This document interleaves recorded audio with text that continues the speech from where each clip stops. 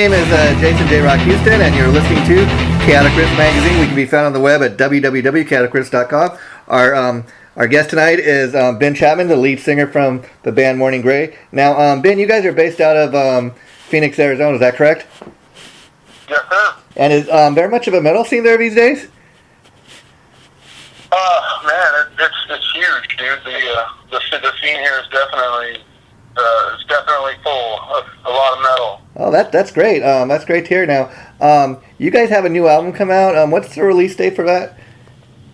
It just came out last Friday on the 29th. Okay, and you guys are you're signed to Pavement Entertainment, which is a great little label. How did you guys hook up with them? So in December of last year, a good friend of mine, Tommy Gibbons, he plays guitar for Flaw, and he also used to play guitar for Tantric. Oh, okay. Came out to one of our shows and filled in for us on lead guitar. And during our practicing sessions, man, during our rehearsals, he was always telling us that he thought that Tim King over at Pavement would really like our sound. Well, the weekend after that show, I got an email from Tim. Wow. On Facebook, and he was looking to sign us.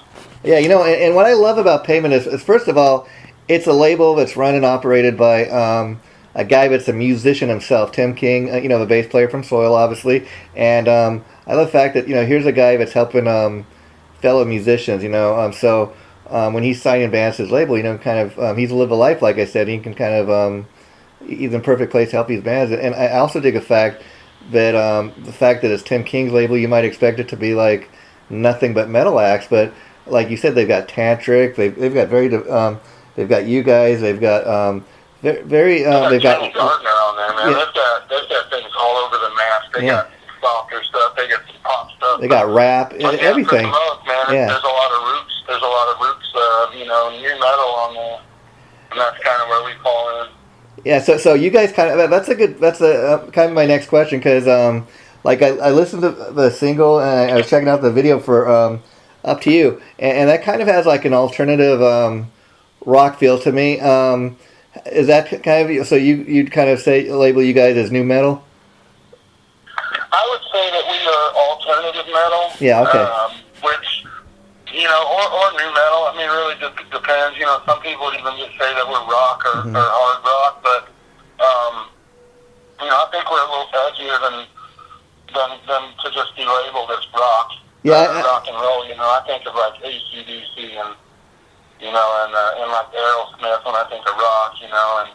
And we're definitely a little more edgy, like your Seven Dust or your Breaking Benjamin or Yeah. I mean, you guys definitely have a metal thing going for you, and I hear a little like roots about alternative music, and even like when I was listening to the single Up to You, it's a great little rock song, but it's definitely got some melody. So I think that's definitely one song that people could really get into, just for the simple fact, it's a nice kind of upbeat rockin' tune, and it doesn't necessarily hit you over the head with like full blown on metal. But if you're a metal or hard rock fan, I think people can get into it. Absolutely, man. Yeah, for sure. And when was the band formed? How long have you guys been around? So we formed in about 2014, I want to say. Okay, and is this the... we've been around for about 4 years, man. And how many albums you guys released to date? This is our debut record. Oh, wow, so... We've been a band for 4 years. We've gone through a lot of lineup changes, and I take full blame for it taking us this long before we put anything out, because I had a couple years there, man, where I really dug deep into some really negative, dark path in my life, man, and so the band kind of had to put a little hiatus on there for a while, but I was able to overcome a lot of really dark places in my life, man, and we came out the gate guns blazing this time. So, and I'd imagine when you go through a tough time in your life like that, it makes for creating some pretty good music. I mean, as far as when you get into creative mode and you start writing songs for your debut album. Right. Man, honestly, and a lot of people think that I would have a lot of regrets in my life because of choices and stuff that I've made, and I'm a person who can openly and honestly say that I don't regret anything I've done. I've definitely hurt a lot of people, and I've hurt myself first and foremost, but I wouldn't be who I am today if I hadn't have taken those paths, man. And I definitely have to give credit to the people, family and friends that stood by me through the worst of times, and they're still here, and it feels really good to beat the odds, to beat the statistics. I hear you. And I have a lot of respect for a guy like that. That said, I made some mistakes, but I got no regrets. I mean, for the simple fact that no matter who you talk to in life, man, life is a learning curve. I mean, and at any time, that's the thing, is you always hope that you're going to learn from your mistakes. You hope you're not going to keep, repeating the same mistakes. But and then that's the great thing about being a musician, I would think, is music is a great therapy, if you will. It'll help you get through a lot of difficult times in life. Absolutely, man. Yeah, it's definitely my number one therapy.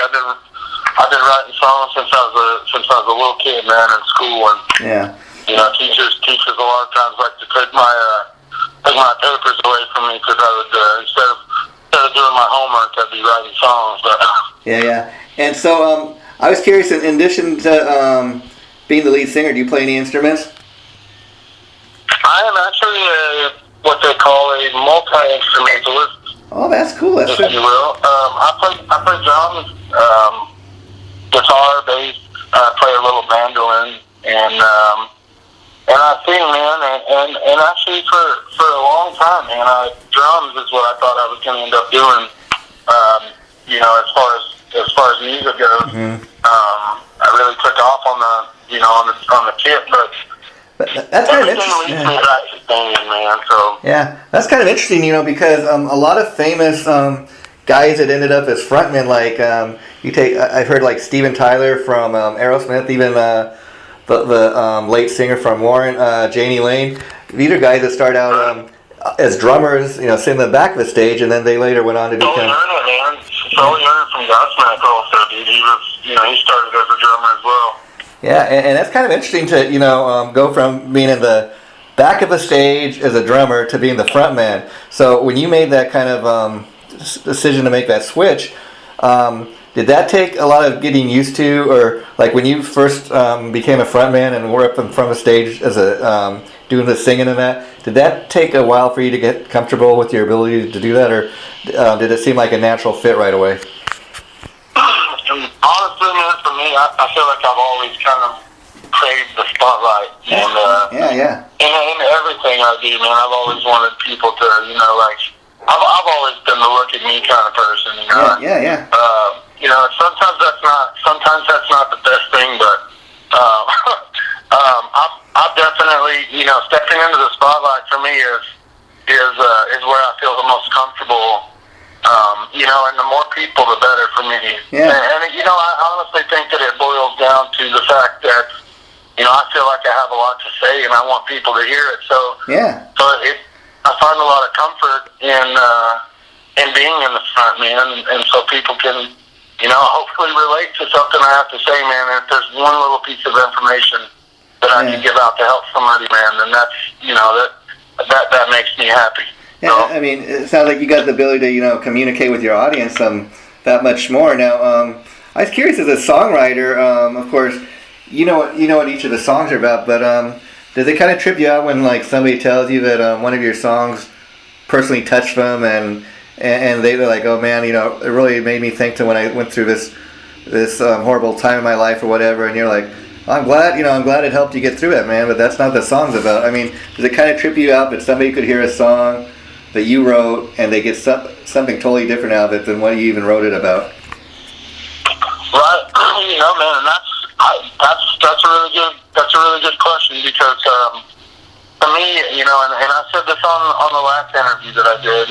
Music to me is a universal language. Yeah. And and everyone's going to get something different out of it than the other person, and that's where I really feel like, I can make a difference across the charts as a whole, because I try to write outside the box too. I try not to, like, if I write a song about drug addiction, I try not to make it so obvious. I try not to make it about drug addiction. Like, I just want it to be about overcoming a rough time in life, and therefore people on all different spectrums can relate to it. Whether it's drug addiction or physical abuse or whatever, or whatever it may be, a failed relationship, or verbal abuse. It could be a lot of things, man. But a lot of people can relate to music on all levels, and I really love that.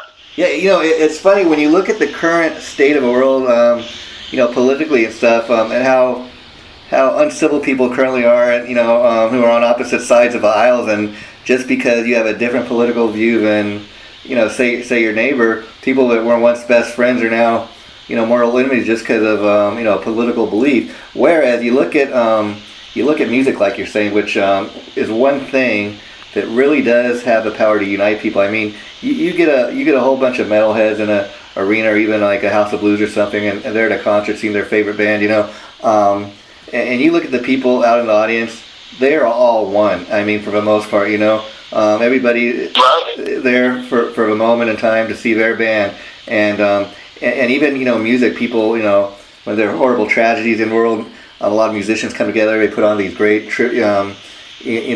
concerts to raise money for whatever the relief fund is, and it's great that music has the power to bring people together like that.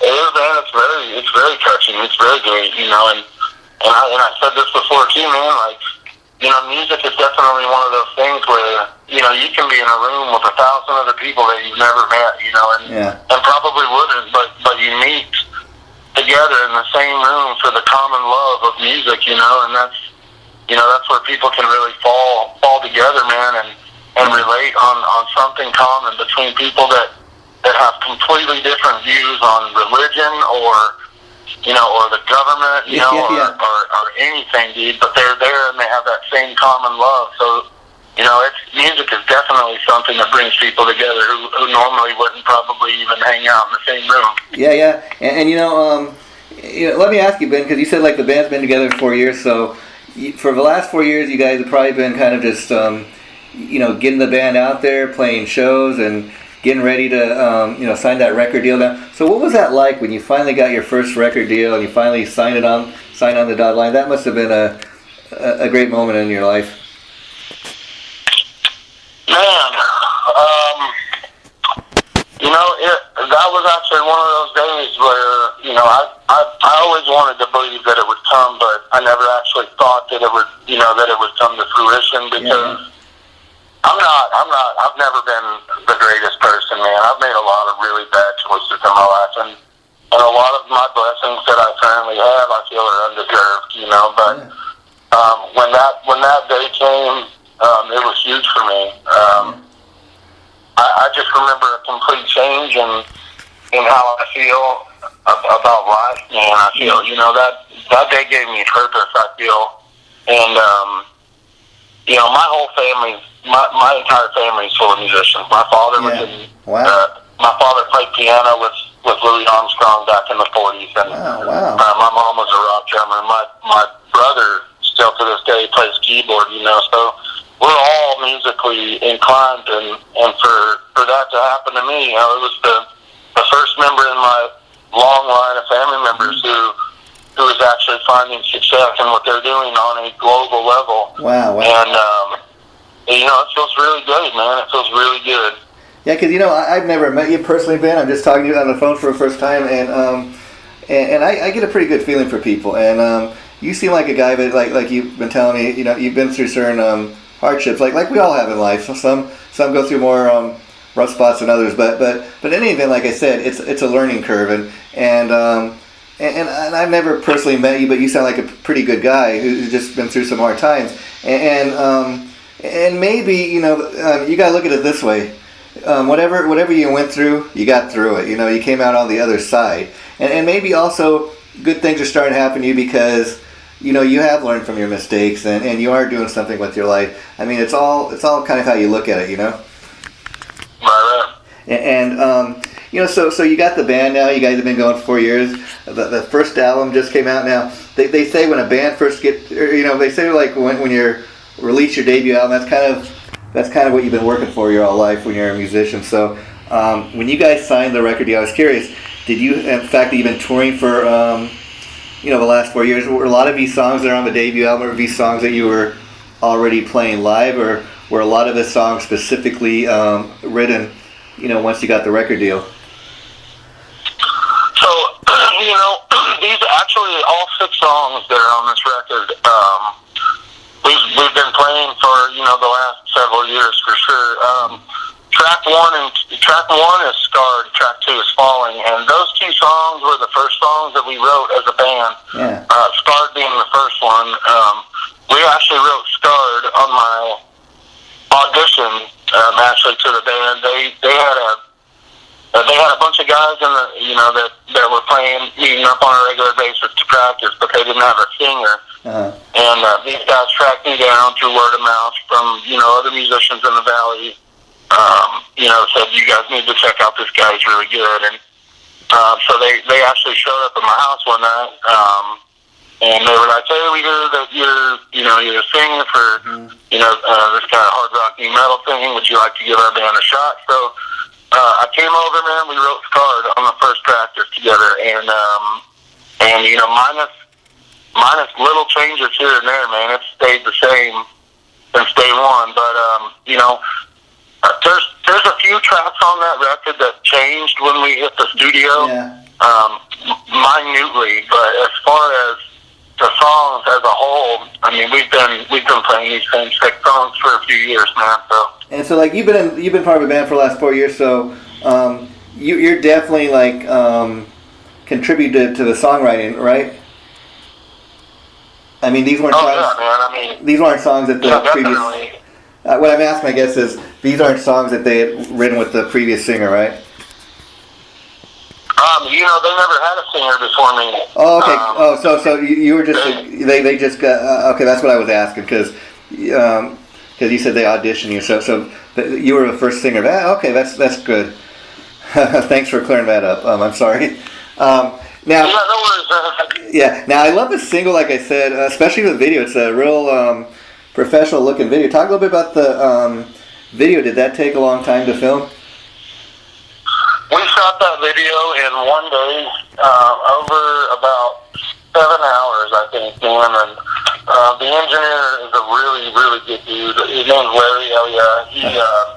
Larry also did our records, man. And jack of all trades when it comes to anything multimedia, man. He's just a beast. And wow. he engineered our record. He mixed it, he mastered it.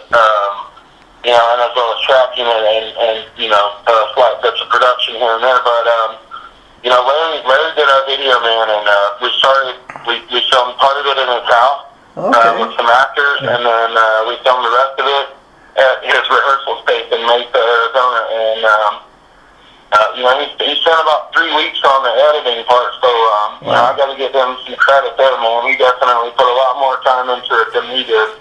Wow. As far as the filming of it, we knocked it out pretty quick, man. Wow, that, like I said, looks pretty professional, and I really encourage people to check it out. And I think people that are, check that out for the first time, they'll really want to go out and buy the album because it's a great little song in the video. I love the video, the way you guys filmed it. Now, as far as the recording, I was curious, did you guys record it where everybody was in the same studio at the same time, or did everybody kind of record separately their parts?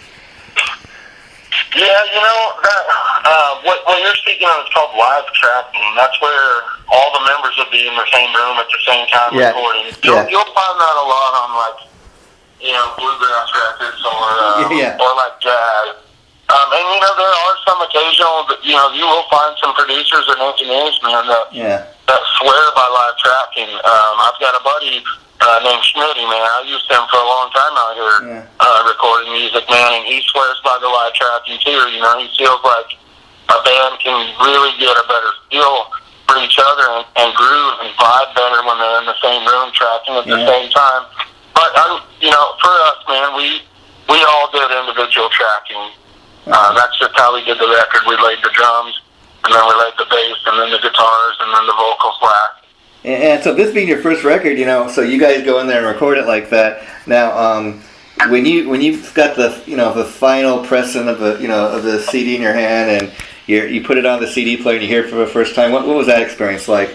Because again, it sounds the final product sounds a lot different than the playback when you're in the studio.